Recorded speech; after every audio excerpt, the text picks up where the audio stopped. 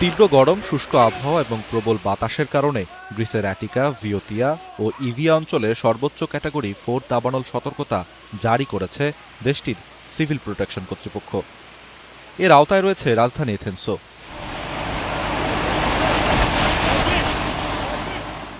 Red alert জারির পর দেশটির ফায়ার সার্ভিস, পুলিশ ও সশস্ত্র বাহিনী স্থল ও আকাশপথে টহল জোরদার করেছে।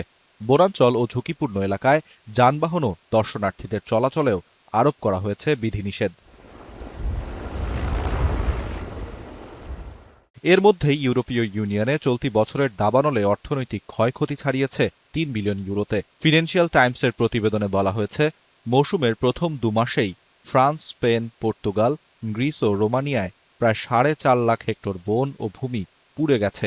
শুধু ফ্রান্সেই মোট ক্ষতির পরিমাণ ১০ থেকে ১৫ বিলিয়ন ইউরোতে পৌঁছাতে পারে বলে জানিয়েছে ওয়াল স্ট্রিট জার্নাল।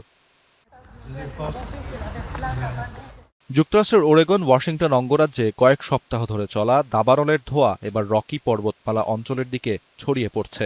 একই সঙ্গে দেশটিতে বাড়তে শুরু করেছে তাপমাত্রা। সিয়াটলে তাপমাত্রা ছাড়িয়েছে ৩২ ডিগ্রি সেলসিয়াস। শক্তিশালী বাতাসের কারণে নতুন করে দাবানল ছড়িয়ে পড়ার আশঙ্কাও বাড়ছে। ওয়াশিংটনের স্পোকেন এলাকায় ভয়াবহ দাবানলে শত শত বাড়িঘর ধ্বংস হয়েছে। এ ঘটনায় এক ব্যক্তিকে অগ্নিসংযোগের অভিযোগে গ্রেপ্তার করেছে স্থানীয় কর্তৃপক্ষ।